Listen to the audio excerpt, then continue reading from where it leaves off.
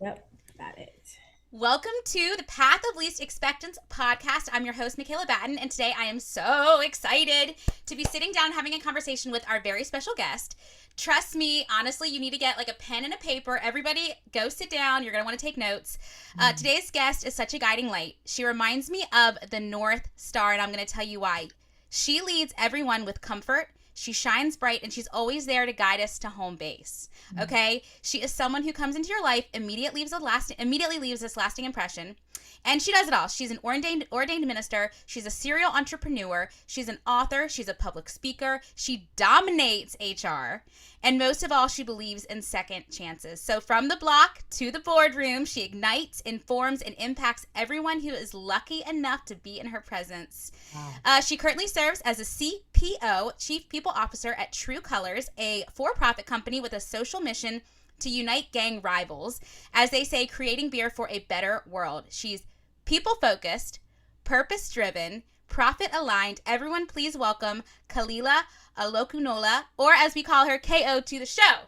Wow, incredible. Wow. I want to meet the person you just introduced. It was You so better good. Thank stop. You you. better stop. And I always like to do this in the beginning because my guests most of the time would never share this about themselves. And so I like to give you guys your moment. And then I promise I'll stop talking and I'll let you take the stage. But you are so wonderful. And I'm so excited for everyone to hear you and your story and just your heart today. Yeah, thank you so much for having me. I'm excited to be here with you. It's going to be a good day. Okay, so the path of least expectance. Here Yeah. we go. Where did your journey start? You can go back as far as you want Okay. and just start walking us through it. Yeah. So, I mean, if I went all the way back, I was a little girl, mom worked for one of the big four banks and dad worked on Wall Street. He was on a firefighter squad. He showed up with his team. That meant the money was funny, right? And so that means they was doing some auditing. And I used to sit under his desk when I was really young and watch him and listen to him crunch numbers. And it was really a place where I learned and things were good. And then things changed. Alcoholism hit our house, and the journey went from being happy and full of hope to hurt and pain. And that, led me down a different path, one that I didn't think that I would ever be on because of how we were born and how we were brought up. We were upper middle class family. We had a big white house with pillars, right? The Mm-hmm. stereotype. You were And doing big things, yeah. yeah, and then when that happened, things just began to change, and I found myself withdrawn. I found myself in a place where I felt like, as the older sister, that I had to take care of the entire family, and that kind of responsibility on someone is hard and heavy. And it was that journey that led me down this path where I did all the wrong things because I was too young to understand the right things. And Right. and now I know that there's a different way, but I don't regret that journey that I ended up on. And I found myself upstate New York with my cousins at the age of 16, and they were involved in the street trade. They were out there on the block, and I jumped on the block with them. And because I had spent so much time under daddy's desk on Wall Street and understood that mommy knew how to crunch numbers, I understood products, I understood marketing, I understood what it meant to scale, and I used that knowledge that I picked up at an early age and applied it to the street trade. And I found myself upstate New York hustling. Wow. So then you get in trouble, right? That's, It, oh my it it God. catches up, right? And you give your name up to a number, right? Yeah, and like I tell this to very few people, but I had a dream the night before that I was going to jail. And I was coming through exit 23 on 77 South, and I was arrested. And when I was coming back upstate New York that day, my mom called me and was like, "Why don't you come home?" And I just didn't want to come home. What most people don't understand is that I didn't go upstate because I wanted to hustle. I went upstate because I needed a bed. I was tired of sleeping in everybody's house or depending on somebody to give me a place to stay because my dad had put me out again. And so I went upstate because I wanted a safe space where I didn't have to give myself away, and I wanted a bed. And that landed me there. And that day when we were on our way back home, the lights started flashing right behind us, just like in my dream. And we were pulled over, and I was arrested on 77 South, exit 23. And that began a new journey in my life where I was sentenced to almost 5 to life because in New York City, Rockefeller law mandates you get life parole. And Oh my I God. started a jail sentence. Mm-hmm. 4 years, right? I think I read 4 years. Yep, 4 years. So Yep, here's my question for you. yep. You learn a lot. You probably shed a lot of what you were holding on to those 4 years, right? I mean, I know you. I'm assuming you. And tell me if I'm wrong. You probably thought, okay, when I get out of here, it's going to be new for me. It's going to be a new page, right? Yeah. I So mean, when that happened, yeah, but it wasn't like that in the beginning. it Because wasn't. Okay. no, because when you first get there, you just are, you think your life is over. You don't think that there's better that's possible. You see yourself behind these walls and you never think that you can find your way out. A lot of us get into these difficult situations where we don't see a light at the end of the tunnel or an open door. And for the first year I was there, I just saw the walls. I Yeah. didn't Yeah. see Yeah. anything else. But I had to find freedom behind the walls first before I could see myself free on the outside. So what was that pivotal moment like for you where for you you were in jail but for other people, they're in a moment whatever it may be where they're like something has got to give. I'm ready for this. So what was that moment like for you? Yeah, I mean, I think that there's always a lesson in the low season, right? No matter what you've experienced. And for me, I That's remember why my, we're put there. yeah, Unfortunately, that's why we're put there. yeah, and and so my dad wrote me a letter, and we were rebuilding our relationship because our broken relationship in alcoholism was in part why I was upstate. And in the letter, he was like, I know this has been hard, but I want you to remember that you only fail if you stop trying.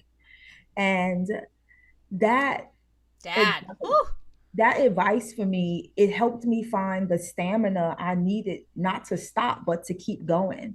Like there's a psychology that comes with pausing and persisting, right? Like you either go or you don't. And a lot of people stop short because they are embarrassed or they have an embarrassment or fear of failing that comes with embarrassment. It's an identity, right? That's associated when we fail, it's embarrassment. And so I was like, you know what, I could give up right now, or I could listen to what my father said and keep going and press.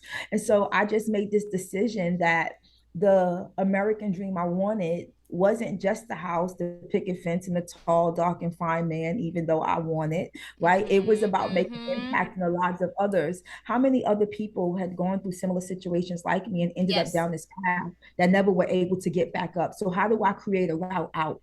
How do I create a strategy for them to find a formula for fortitude to keep going in whatever fight they're facing, whether they have lost a job or they lost a loved one, whatever it is, wherever you are, how do I help them find a route out? I literally took my children to the Cape Fear Museum today, and you know how they have the Michael Jordan little shrine at the museum? It said, I have failed over and over and over and over again in my life, and that is why I succeed. Because I Mm-hmm. continue to fail, and I continue to stand up, and I continue to be better, and I continue to succeed, and I do. He's the best, That's right. That's and right. it's so true. Okay, what was your next step? Did you go to school? Was that what you did? Yeah, so I came home. Of course, I had to find a job, right? Mm-hmm. And found Which found a that's a job. whole nother thing. Wait, how do you get a job out of jail? You run into someone who was in jail with you, and she says, hey, my Mm-hmm. company's hiring. Wasn't the job I wanted, but I went. They were hiring for Sprint. They were doing phone sales, and I went into the building. I got stuck in the elevator, Michaela, with the manager, and I was telling her I was here for an interview, but interviews had stopped. And I told her I had just came home from serving time, and based on that conversation, she invited me upstairs to her office, and she gave me a job and was like, the accounts we were hiring for are closed, but I'm going to put you on the PCS account. She took me downstairs and introduced me to my manager, and his name was Olokunola. I'm going to leave that there. Aha. Okay, Right? that's where it started. That's where it Okay. started. And It's so like that elevator ride that changed your life it in more changed ways than one. more ways because not only did I meet my future husband, but we were really good friends first. And he was the one that was willing to sit down and have conversations with me and told me that there was more. And in that more, I began to pursue education. I went back to school and got my associate's degree, then my bachelor's and my master's. It was a long journey. I began to commit myself to giving back to the community by volunteering. And I just began to serve and show up wherever I was needed. Like I tell people when I first came home, they always ask me, how did you make it? And for me, now I tell people you have to jump. And jump is like an acronym. The J is join a tribe or build one, right? Mm-hmm. The U is unbelieve the notion that if you don't finish, that you fail, right? You only fail when you stop trying. Daddy told me that. The Yes. M is motivate yourself with progress pictures and post-it notes. You know how we take selfies all the time, right? We Mm-hmm. take these great selfies to see how we Mm-hmm. look. And sometimes Yeah. you have Yeah. to Yeah. go back and see yourself and the progression that you made and then plan for success. It didn't happen by accident. It happened by being intentional with my initiative. So everything I did, I was intentional about it. And I was fortunate to surround myself with good people that were willing to give me opportunity and encourage me along the way. That's amazing. So I jumped.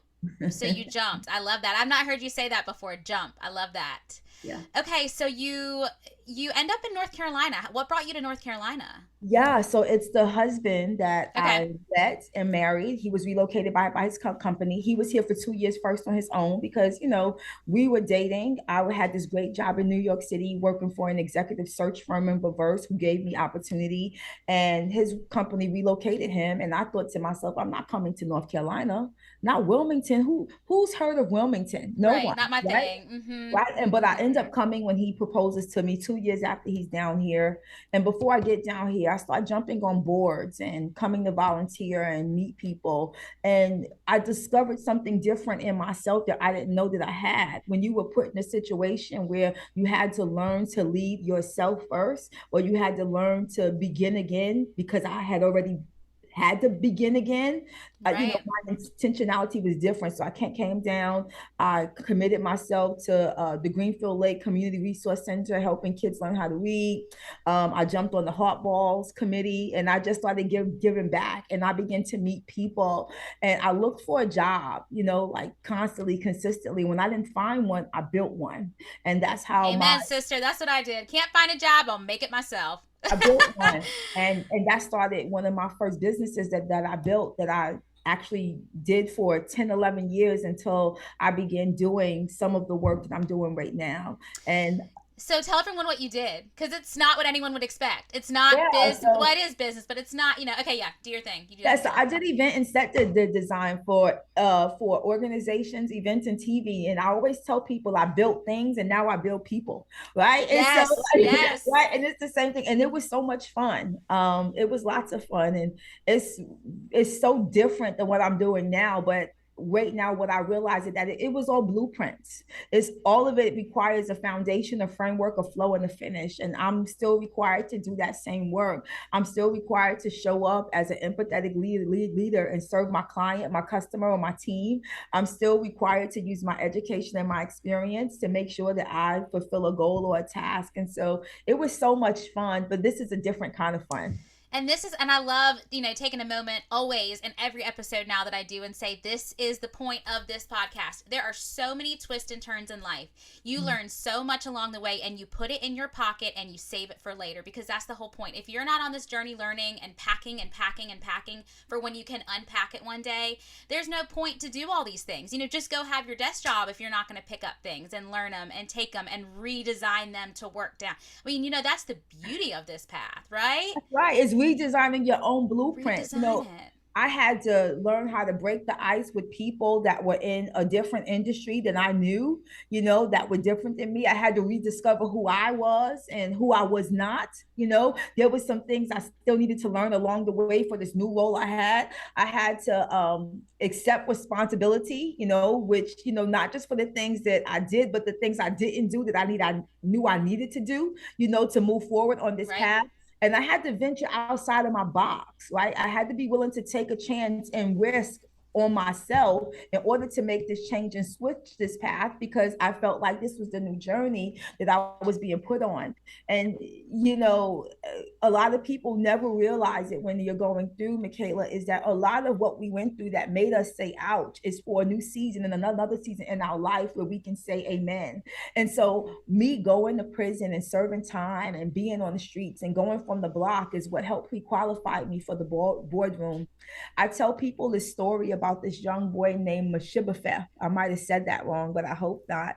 And his dad and his grandfather was a king, and his dad was the king's son. And during war, his nurse tried to pick him up and carry him and drop him, and so he was crippled for most of his life.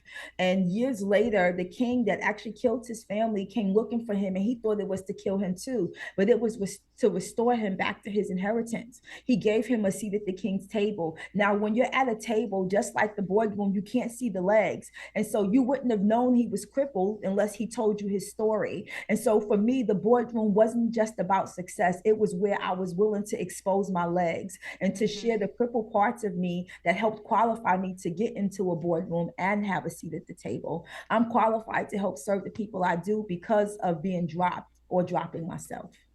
Yeah, and it takes people like you to make change, and others who can relate to you, people that, you know, had the same story as you, people that look like you, people that act like you know, it takes people like that, like you said, that are crippled, that you can relate to in whatever way you're crippled, in whatever form. There's always going to be people who need to feed off of that to be strong enough to do it themselves. Yeah, I always thought, like I always thought that my biggest valley was serving time in prison. And today, it's different. Like I'm grateful for that time, but I realized it wasn't serving time in prison, it's living in time without my mom after she passed away unexpectedly on October 1st. Like for me, like again, the path changed, and so now that experience is something that I'm using to help people understand the difference between grieving and mourning and turning your pain into purpose. We get stuck, but you don't have to get stuck. You can use the pain that you've experienced in your life for a bigger purpose or to help somebody else again find their route out. So tell me now, you sell your film and set design business. Is this Yep. where you start? Is this where you become an author? Yes. And so, yep. Okay, I want to So, sit on this for a minute because I've read some of the little snippets of your different books, and what are you still currently writing, or is that kind of something you've put on hold and maybe you'll come back to? So that's a great question. And I am writing. I actually have a proposal due this month for a publisher out of the UK. It would be my first non-spiritual book. It would be on how to hire and recruit. Okay. So they're asking me to write a book in that HR space. And so I am still writing. And yeah, it was at that moment of transition where I just began to write those stories and take myself through this journey again to find that path. And in order to do it, I had to create a plan. And that plan I created, I put it on paper.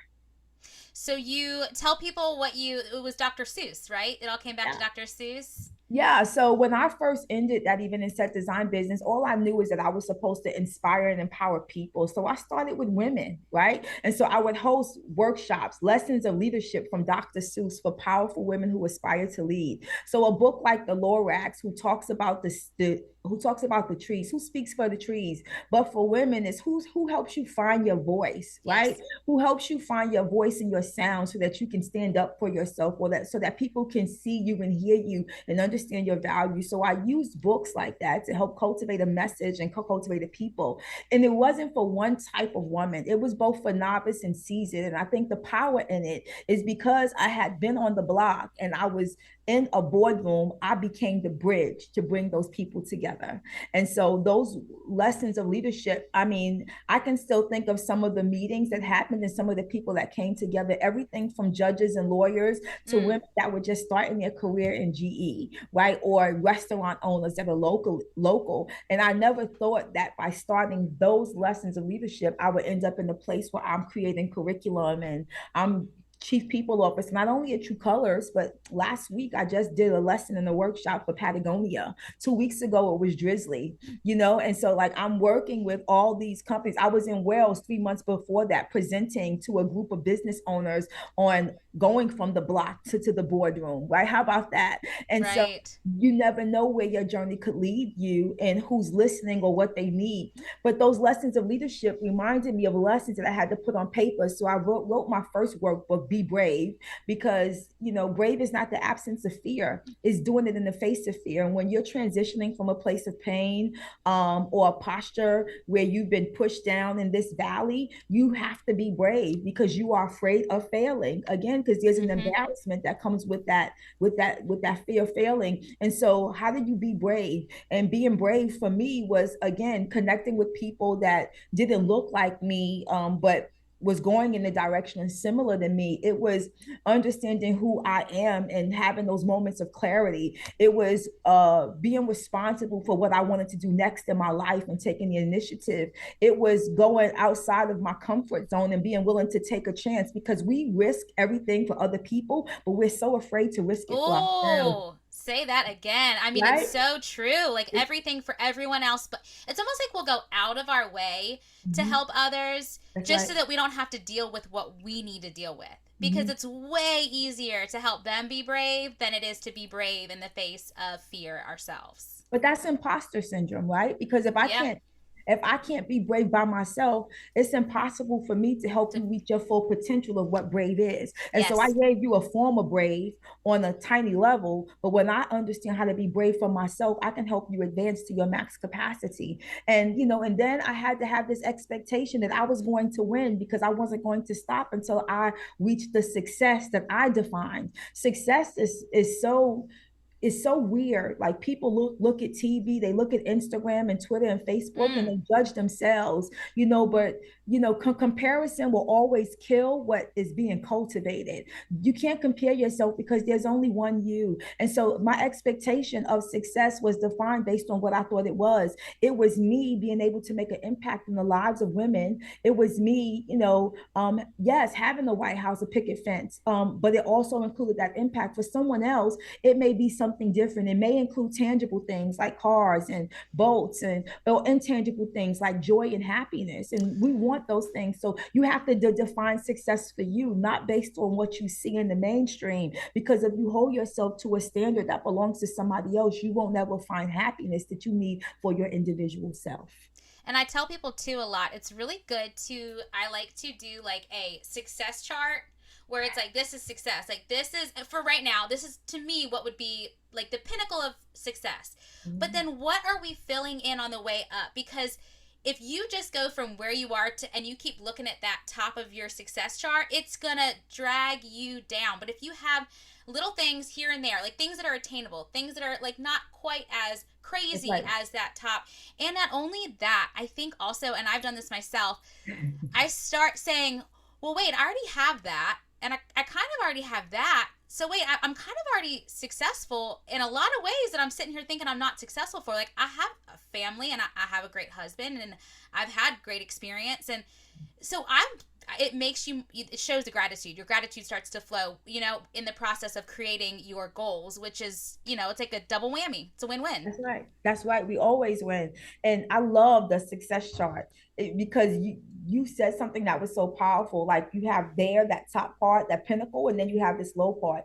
And we never want to go through the process, but the process is actually where we are prepared for the pinnacle, right? Right. You have And to I be. mean, Yeah. yeah, I welcome it, because I realized that I had to be processed before I reached certain points in certain places in my life. And today, when I look back, it's so unbelievable. Like, when I look back at my life and I see, all these things that has happened, and all these organizations and entities that I've had the honor to help or to speak and to share some kind of tool in this HR space or with people strategy. And it's because I was willing to go through the process. My pinnacle has changed. I've redefined success, and it happens through seasons in your life. But what I also realize is that even through each season and each pinnacle of success that we give for ourselves, it also requires a circle of people that you need to help push you to keep going. Totally. 100%. And have you ever read The Circle Maker? The book, The Yes, Circle Maker. yes, So I'm actually reading it right now, and this came to me when we were talking about this. What does he say? He says something like, God isn't offended by big dreams; He's actually offended by small ones. that's Because right. if you come to Him with, "Well, I can't ask you to do that," or whether you're spiritual or not, but if you can't get crazy results if you don't put yourself in crazy situations, it's just not going to happen, That's right? right. You have to take the risk on yourself. It can't be so small that you can achieve it. A dream has to be unattainable by you, because you stay complacent in this comfort zone. And the goal of a dream is to push, is not just the people around you, but to push yourself. Again, we never know what we go through until we're processed and we're pushed into new places. Yes. Okay, so great books. If you guys want some of that material, I will totally link you up at the end because her books are great. Thank you. So, you now are public speaking. You take a trip to New York. This serendipitous experience of how you went from where you were to where you are now, you've got to share this because this is like the elevator story earlier. It's like an elevator part two, only I don't think you were in an elevator, but either way. Yeah. Yeah, so I get invited to speak at the Women's Venture Fund in New York City. I'm on this path doing workshops based on Dr. Seuss books. Um, I I don't book my flight in time, so when I try to book my flight, it's like $10,000 to get to New Oh, York from perfect. Wilmington, Great. right? Yeah. So I'm like, I'm not going to do it. It doesn't match. It doesn't work for me. So I'm going to jump in my car and drive. And Okay. I jump in my car. I drive to New York City. I have to be right back because I have a commitment. I pull in at 7:30 to this event, and I go up in this event and sitting in the chair on the side, also scheduled to speak in this event as an investor is George Taylor, the founder of Tru Colors. And so I was like, "Hi, George, Khalilah from Wilmington," and he does this, huh? I didn't know you were going to be here. And I do this, huh? I didn't know you were going to be here either. Mm-hmm. And so we Yeah. make this decision to go out and to grab some food. We ate snails, right? The restaurant was actually owned by a local from Wilmington in New York City, which was really cool. Oh my And gosh. and we had this conversation, and he told me this wild and crazy story about starting a company to hire gang members. And I thought he had lost his mind. And I thought he had lost his mind because he was a serial entrepreneur also, and because he was so used to being in the tech space, and this was remotely different. This was social impact, this was people. And when he told me this story, I looked at him, and he said at the end of his story, he's like, I'm not sure if it's going to work though. And everything in me, Michaela, was just like, you got to tell him your story. You got Mm-hmm. to tell him the story. But But you were sitting at a table and you were crippled, but you were at the table. So it's like, I do was, I do it or do I not? Do I show my legs or do I not? and I had to show my legs because Yes. I realized that this purpose was more important than my pride. I mean, because by now I'm in the event space, I'm having these cool events, I'm in the country club with the friends, and we on the boats in Riceville Beach. And I was like, I can't possibly let people know and expose myself that I served time in prison, but the purpose was more important than my Mm. pride. So I Mm-hmm. exposed my legs and told him my story, and he was like, huh? He looked at me and was like, huh? You? I was like, yes. He's like, I want you to come in and speak to the guys. And so he invited me in for one day to speak to the team. I spoke to them. He called me back that night and was like, the guys really like what you had to say. Could you come back and turn what you shared with them into a lesson? And I turned it into a 1 week lesson. And he gave me a 40-day contract, which became the foundation of what we call Disrupt You now, our 8 week onboarding program. And that started the journey to where I am now. He renewed that contract for almost 2 years. And then one day he came to me and he was like, hey, I have this really important role in education and people that I think you'll be great for. And I looked at him and started laughing. I was like, you want me to be an HR person? I'm too extroverted. Right. I don't fit the part, honey. I'm I don't sorry. be That's not smart. for me. I was like, I'm too extroverted. I'm loud. I like to have fun. I'm gonna come close to the edge and breaking the rules. I'm not the person for you. And he was like, no, I think you are the person. And so I fell in love with the mission, with the contract. So I wasn't going anywhere. By this time, I had spent so much time with the young men that work here. I had gotten to know them. They weren't just team members, they became family. I had seen such transformational, remarkable change in their lives, and I wanted to stay to be a part of it. It was at that moment that I remembered my American dream I wanted when I transitioned from prison. I said I wanted to make impact in the lives of others, and this was my opportunity to make that impact. And so I said yes, and that started my journey in HR and people. And I wasn't traditionally educated in HR. I had to go back to school and learn HR practices, but I think that that's helped me because I didn't learn from the books first, and I came Wasn't in. traditional. That's right. I was an empathetic leader, but my experience helped me before the education could help cultivate what my experience already helped me with. And so from that, I was able to create unique systems for the people that we were serving because I didn't look at it from a business perspective alone. I looked at people being assets, the most important assets. How do we create a people strategy, as you said in the beginning, or organizational strategy that's people focused, purpose driven, and profit aligned? How do Mm-hmm. we make sure we do the best thing we can for the young men and women that we're serving And how does that streamline to make sure that the business is a success? So the ROI is no longer just on the product, the ROI is on the The people. How do person. they make sure there's impactful change in their life? Because when I came to work for Tru Colors, my only goal wasn't just to help them, work at this job, but to help prepare them for real life. Because for some people, this may be their long-term careers, but for others, this is what a transition point, a It's a transitional jumping point. off point. Yeah. Right, where you come and you get the confidence that you need and the skills that you need to believe that you can, like I did. And then once you can jump off and jump in, something else that you may want to do for your life. And so we've had guys that have come here that have gone on to uh, run moving companies. I have a young man back in school for social work now because it's something he really wants to do. I have another young man who's actually just finishing up his real estate license. I mean, all those things are remarkable. I have a guy that it wants to study physics because he's just interested. And then you have people here that are responsible for finance, marketing, and all these different areas. And it was because, I didn't allow myself to get stuck where I was transitioning from prison. I was willing to say yes, to share my story, expose my legs, and put myself in a position where I can push other people like somebody else pushed me. That's why we can't stay in our valleys. And no, and I loved, or I heard you say this before, talking about how you took a different approach. You stepped outside of the box to look at HR. You said something about, I never took the traditional door. I Never. never went through the traditional door. And that, I mean, that speaks volumes for all points of life. You want to do something successful, you want to do something different, you want to be somebody different, then don't take the traditional door. Don't go through the same door that everyone else goes through. Don't go on the same path. Don't wear the same shirt. Don't go to the same places. Do it differently if you want to be different, if you want to be your own person? That's right. You have to be yourself. Authenticity is Mm, is powerful. It helps with your activation. I can't be the best version of me unless I walk in my authentic truth of who I am. And that doesn't come with pieces of my journey, but that comes with the whole book. Even the chapters that I wanted to hide, it's those things that you have to expose because there were lessons that I learned there that helped lead me to where I am today.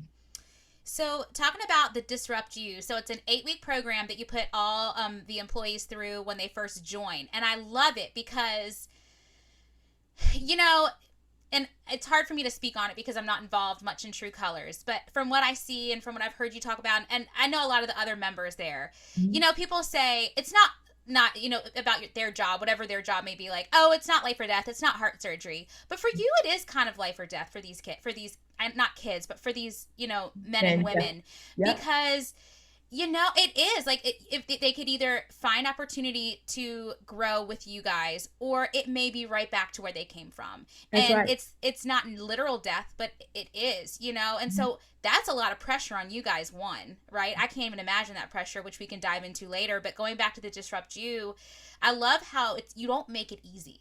You don't No, give favors out. And no, that's got to be so refreshing and so empowering for these men and women who don't want a hand up, right? They don't, or hand out. They want a hand up, right? They that's need right. help. But they want to be respected, and they don't want.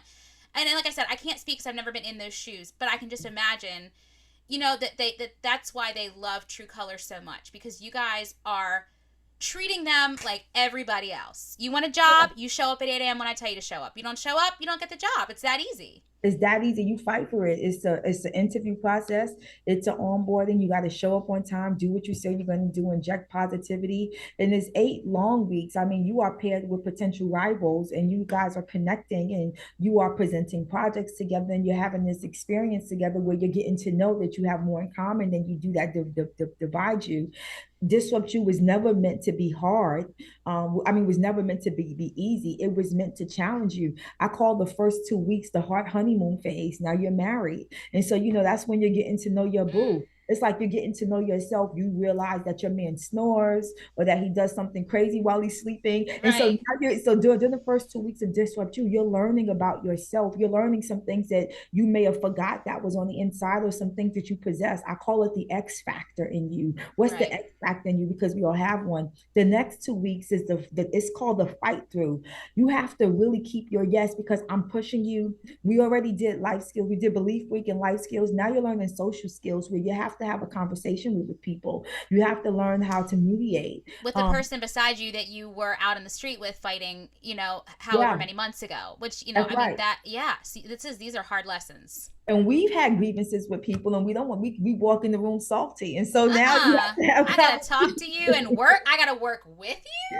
every day, every day. No. And so that's the fight. And then the next 2 weeks is second nature. And so these things that you've learned in the last 4 weeks, become second nature. You begin to adapt to being on time. You begin to adapt or working in this person. And once you get to that place, that's when I begin to layer on that individualized action training for the role that you're going in. And then we have a beyond the block experience. The framework that Disrupt You is designed in is formal classroom training where you sit in a classroom and hear someone speak or present. In that training is development activities where you research what you learn, a special project where you present with a team member a rival, a project based on what you heard and learned and what you researched, and then we reinforce it with the beyond the block experience. And so I've said this before, I won't just teach you how to communicate, I'll take you to DC and introduce you to people like Frederick Douglass, who used his voice to help shape his community. And so when you give experiences and you layer it on with classroom training and give people the opportunity to apply them in real time, it builds confidence, right? It builds unity, it drives leadership, and it gets them comfortable and confident in transitioning from the block inside of the boardroom because you didn't just throw them in, you marched them in with somebody by their side.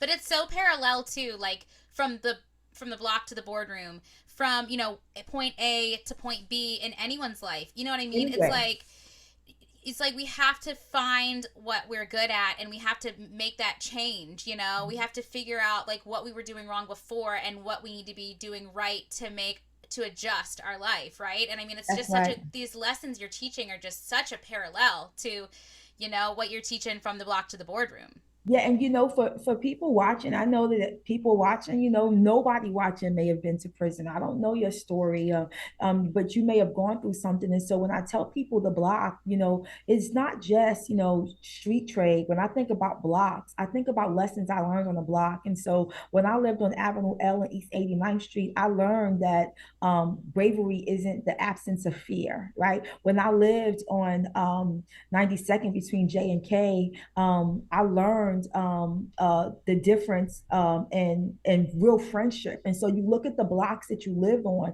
or the blocks that you've had experiences, and you take those lessons from those blocks and you apply them and where you're going in the boardroom or whatever the place of success is for you. It could be in the hospital room, it could be in the classroom, it could be in the studio, hey, it could be on the radio, right? Right? Whatever it You turn it into is. your power. You take all these Right. lessons, you turn it, that is your power. That is That's your your power. powerhouse. That's how you fight, right? And nobody else has those lessons Nope. but you. Nobody. And so, I mean, that's proprietary. People pay big money for proprietary information. And so those lessons you learn are like gold, and you can't buy them, you can't find them. They only come from experiences by individuals, by you.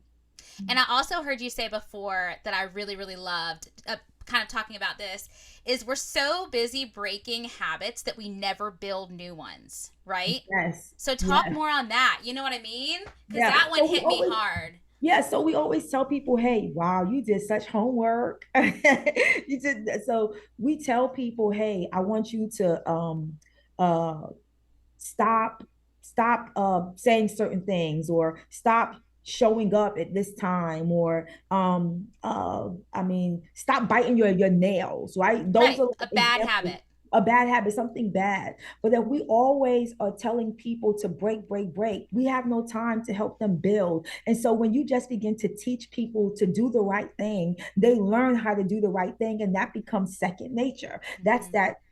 I don't have to come in and tell the group that I serve, hey, I need you to show up on time, you can't be late. I need you to make sure that you don't do this when you're outside in the streets. I just have to teach you how to do things fundamentally different with what you have, and that becomes your second nature. There's a book called Atomic Habits, right? In the book Atomic Habits is has this thing called cue, craving, and reward. It is that, I don't have to teach you, I don't have to I just need you to learn a new habit. I don't have to always tell you how to break something new. So I don't have to constantly criticize you about what you're doing that's wrong. If I show you to do the right thing, you become accountable. And I believe that you're responsible enough that you want to do the right thing and you pick it up and you do it. And so we spend so much time trying to take things from people, but we never give them anything new. We never give them the knowledge they need to be successful to move on. When George started Tru Colors, one of the reasons he started is because he realized that the guys weren't tied to the drug trade, but there was economic issues, and exclusion. They didn't have access to resources, access to supermarkets and fresh fruits and vegetables, or access to information. And so when you realize things like that in all kinds of marginalized communities across the United States, is that when you provide that information, it changes what people do with what they have. And it's not easy, but when you spend so much time telling people to stop, stop, stop, they don't listen. You have to give them something else to do instead. So give me a solution to the problem. And my bad habits won't just get broken. I'll pick up new ones so I can be a better version of who I am. I feel like you can apply that to yourself personally too. It's like, okay, I want to go work out more, right? Well, I got to make it a habit. How am I going to make it a habit? How am I going to make it like enjoyable or attainable? Like, what do I need to stop here to do here? It's just personally you can apply it, and then like as a parent I can apply it. I'm like, in my Yeah. head as you're saying this, I'm like, how many times do I tell my kids, don't do that, don't do this, don't say that, don't act like that? But instead of saying that, why don't I say, hey, rather than doing that, let's go do this. Instead of doing Yeah. it that way, let's do it this way. Hey, you shouldn't do that because of this. Let's do this instead. So thank you for that. I think that was good. For my kids are gonna appreciate that one. So look, I'm a fried chicken whisperer, right? Like I just eat chicken everywhere I go, fried Mm-hmm. chicken. And my trainer at the gym was like, "Look, you got to stop. Mm-hmm. You got to stop eating fried chicken." I was like, I "What? can't. I I can't." won't. I And can't. so he gave me an option on something different to do. He was like, "Hey, you know what? Start eating it grilled, right? If you want it crispy, eat it once a week, but eat it grilled another time a week." Like he gave me new options. So he didn't just say Options. stop what you're doing. He gave me options on how to do what I was doing, but doing it better in a better way that would help myself. And now I'm still a chicken whisperer, but it's not always fried, right? And so Right, like right. We so got it to changes give ourselves like we options. have to give ourselves options, and we forget to do that a lot in We everything. do. Mhm. So you forgot to leave out when we were talking about this disrupt you. It's the 8 week course. They go through this whole thing, and at the end of the 8 weeks, you make them jump Skydive. out of a plane, Yeah, literally, right? literally jump out of a So plane. where did that come from? Yeah, so it's that fear factor, right? It usually pushes you to it pushes you to this place. And when you experience something that's like monumental or milestone with people, it builds on your relationship. So it's something that we do that's sort of like an initiation. It's something that we have, that we possess, that we did together, a memorable moment. And when you put people in a position where they're afraid, they lean on the people that they're standing beside to help them get through. And so Right, the first time we did it, we thought, yeah, maybe it'll be the onboarding. And we got all this, I got this, but everybody was scared. The right. first time we went, we all would tell, I was scared of heights when I first jumped out of an Oh airplane. my gosh. But since then, I've skydived 4 times.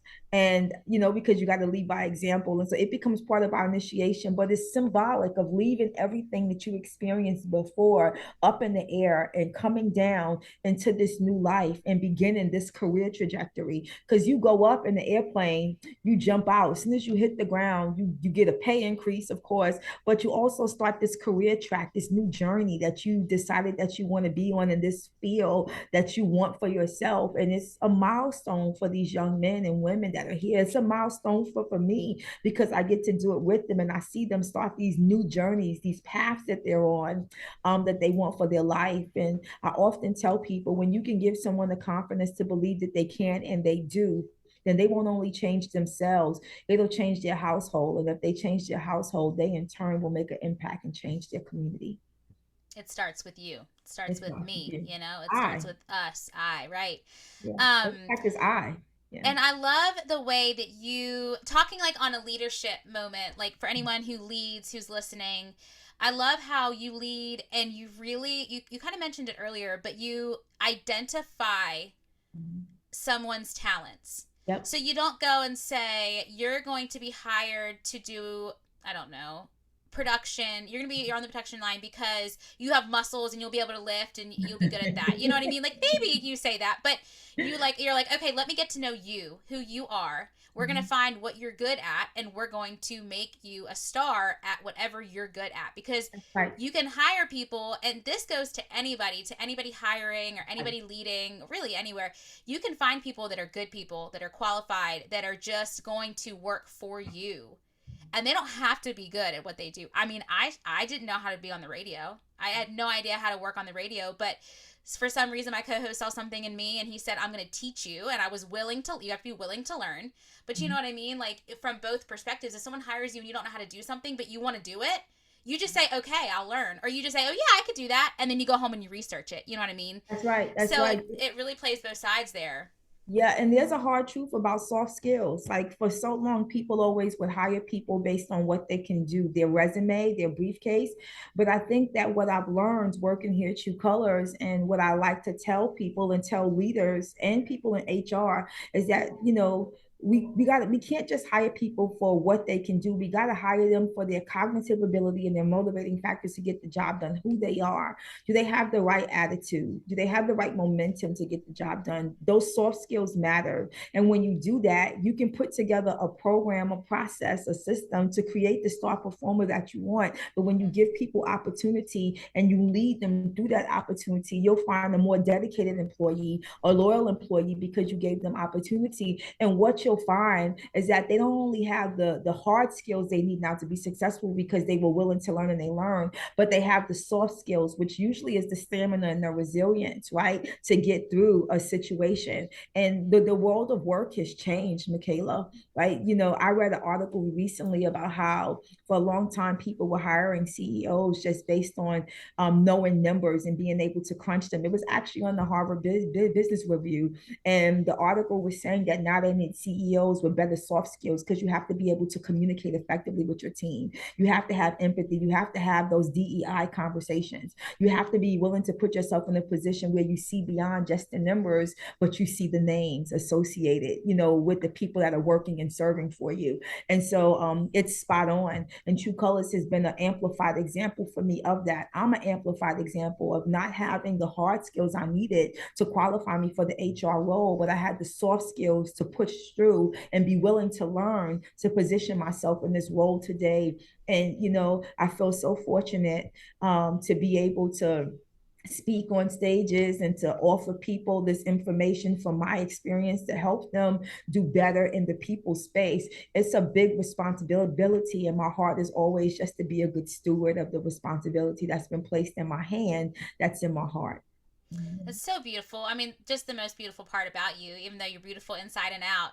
But talking too about Patagonia, the book "Let My People Go Surfing." Their Yes. company culture is basically spot on to what you were just talking about. I mean, Yep. if you ever have time, not you, but if whoever's listening, you have time to go read that book. It's Let My People Go Surfing, I think is what it's Yep. called. It's a Patagonia story, and it was basically a workbook that they wrote for their company. So if you get a job, you read this workbook, right? That's right. And it's a story on it. But what they have created within culture is they just lead for their employees. So That's they right. say, they lean into them and they say, what do you need? What would make you happy? What would make you a better employee? You need to take off next week. Does that mean you're going to come back and give me 120%?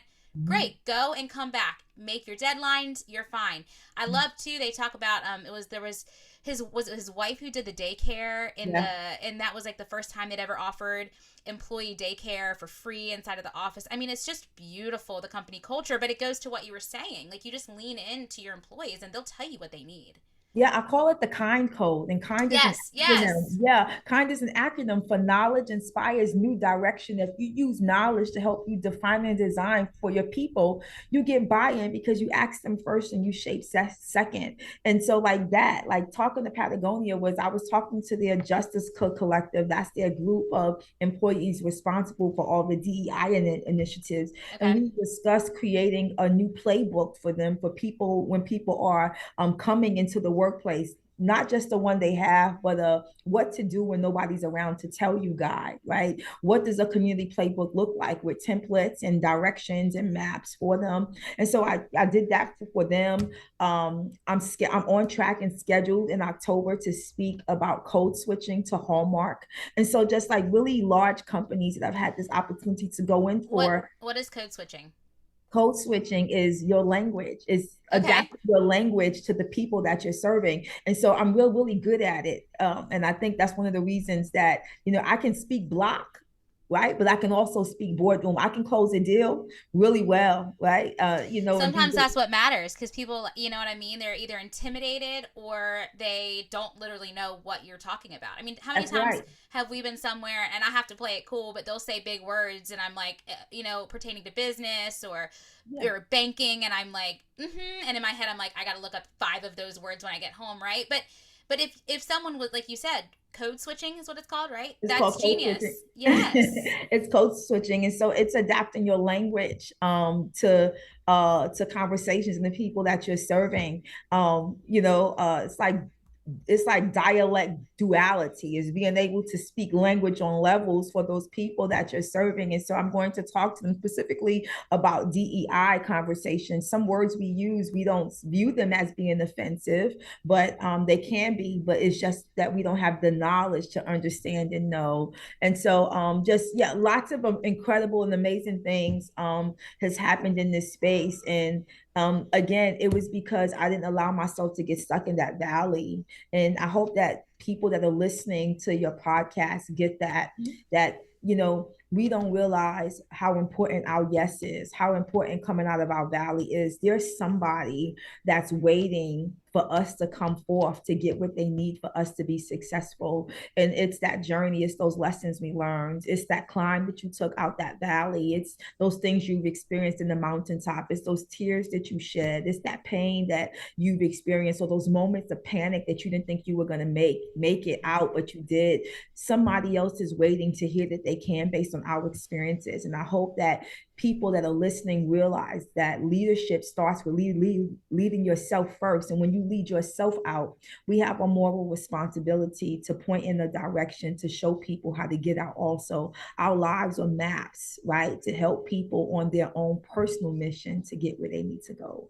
And I think too, when you're in that valley, a lot of times, it's really, really hard to even see a step up. There's no light in that darkness, but it's usually like right around the corner. Like it's like that one more turn and you're gonna find that step up, or that one more turn and you're gonna start to see a crack in the rock. You know what I mean? And so I think it's net. I never hear it too many times that just keep going, right? And that's the cheesy stuff, but it's so true because I mean I remember being at points in my life where I'm like, I just need the light to come. I just need tomorrow to come. I need it to come, and I'm gonna keep pushing. And I'm not happy, and it's not good, but it's going to be better. And but it's hard to, sometimes it's hard to remember that, we don't have our tribes, we don't have, our people. And that's when it's good to take a step back and say, okay, where do I need to go? Who do I need to see? Where do I need to go to help me get back on track? That's right. That's why your circle is important. I was just teaching a class to some women in the church, and it was like, who's in your circle, who's in your corner, and who's in your cloud.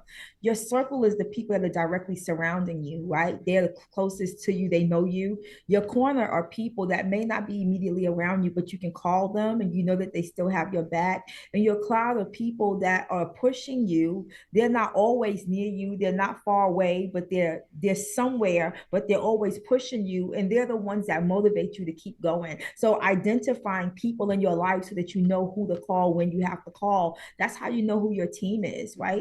If we don't think about it like that, then we miss it. We all go through valleys still. I still go through valleys. And when I do that, Mm-hmm. for me, like I have this formula for fortitude I use. Like I try to understand my EQ, my AQ, my adaptability quotient. Like what triggers me, right? Mm-hmm. And how do I respond when I trigger? Like my mouth is okay, but my face tells you my full story. I have the stink face on, and I Oh try yeah. to fix it. And so what Mm-hmm. do I do when I'm feeling down or low or I'm upset? And so for me, my formula for fortitude to keep going is I look at my morning headlines. It's like the newspaper, you have those headlines. And so I look back at the last thing I did that made me really proud, that I was proud of and that made me happy. It was an achievement that I made to help me remember what I did back then.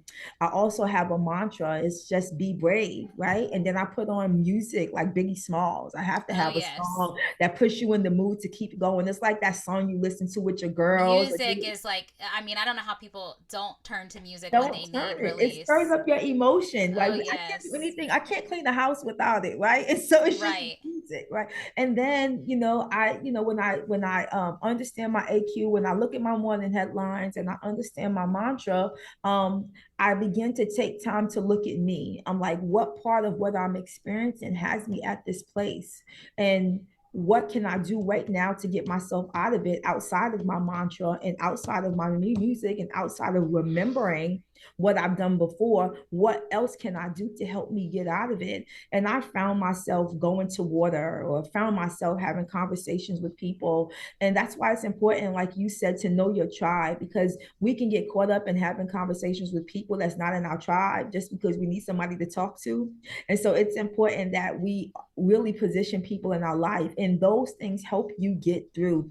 We don't realize how important it is, those people, places, and things. So who's your people? What are those places that help you have those inspiring moments and that sparks that creativity? And those things are, what did you do that you were proud of, that you snapped your fingers at, that everybody on Facebook liked? Go back to that moment and say, girl, that was you. Savor it. Go look at it. Favorite. Savor You it have to, again. right? And then put on some music and put yourself in that mindset, in the moods that you will believe for yourself that you can do it again. We look for the light, but the reality for me is that I realize sometimes I hide the light. It's on the inside of me, and I have to be willing to expose what I've done before, or expose what I've been able to get through before, to believe that I can do it again. 100%. And I think too, it's like, oh, what I was going to say was with, like, I think that as I get older too, the more I realize how important it is to surround yourself with the people that you want to be more like, and the Mm-hmm. people that you want to achieve to work as hard as, and who you want to align with. Mm-hmm. Not to say that you have to like shed everyone in your life who doesn't do or think the way that you think, but because I think that perspective is really great. You need to always have different opinions and perspective, but I do think, you are who you surround yourself with. And I think, like, think about it.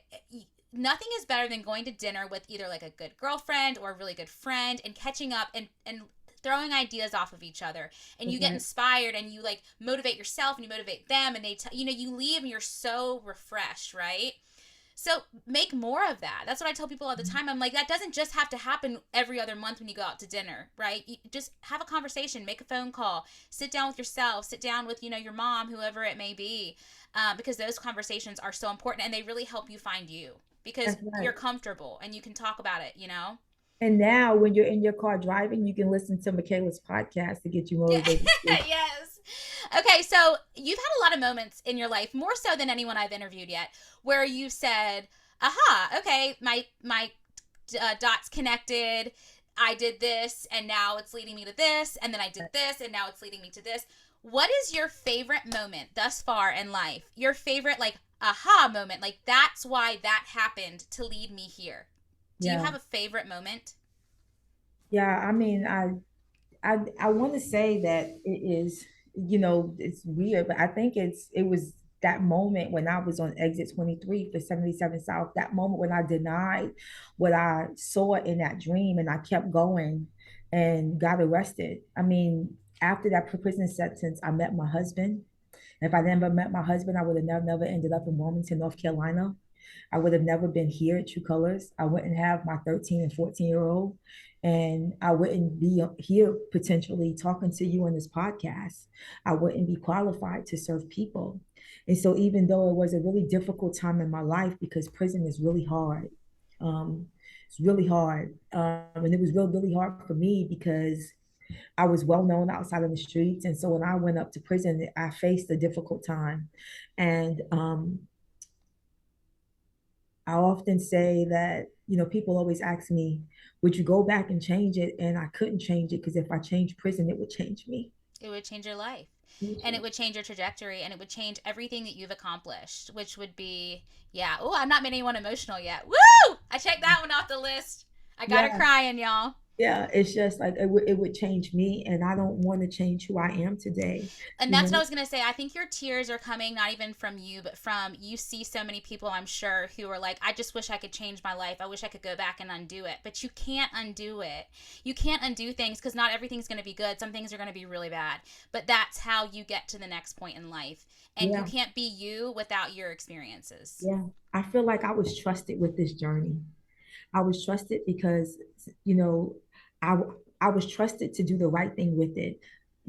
I lived this life, and with the lessons that I learned, somebody else will be able to live their life. Yes. And I don't want to go back. And that moment when I told George, where I shared earlier, that I realized that this purpose was more important than my pride, it was really difficult for me because my life could have remotely changed. Friends would have been like, "Oh, girl, I can't hang with you no more," and my life has changed since I started doing chief people officer work. I don't go out a whole bunch, but I wouldn't change it Mm-mm. for anything because I realized it was a new part of that journey that I had to get on. And we deny ourselves sometimes because we are afraid of what happens next. That's why that you only fail if you stop trying is so much in my mind because it gives me the stamina to keep going. I may not know what tomorrow is going to bring, but I'm showing up as the best version of myself and my authentic truth today. Right. Do you have a quote to leave us with? Oh my gosh, that is just like, which one? I know, Right? right? Which one's on? Which one? Rapid fire. What are you thinking? Oh my goodness. You know what? I'm gonna go back to I was gonna say that you only fail if you stop trying, but I want to tell people I tried rapid fire, Michaela, sorry. And It's fine. so Whatever you do, um you. yeah, like man, yeah, this is it, like the journey may start with you, but it's not about you. It's for those whose lives you're going to impact and people that you're going to encounter, and even the people that you don't know. So don't be afraid to give your yes. Stop And making it so selfish. it's Stop making yeah, it so it's not about you. A lot of times, it's about what you're gonna do for others. that's right, because impact starts with I. And so it may start with you, but it's not about you. And leaders are selfless. Ko, you are so wonderful. Thank you so much. I mean, this was so special, and I know so many people are going to take so much away from this. And thank you for doing what you do and being who you are. And everyone, I'll link you up to Ko if you want her to come speak to you, if you want to meet with her for coffee, if you want to know more about what she's doing at Tru Colors, if you want to buy her book, whatever. I will link everyone up with your website. And thank you. Thank you so much for having me. This was a joy. I'm so excited for your podcast. Yeah, I am. And I love listening to you, of course. Oh, I love you, girl. I will talk to you All soon. right. Bye bye.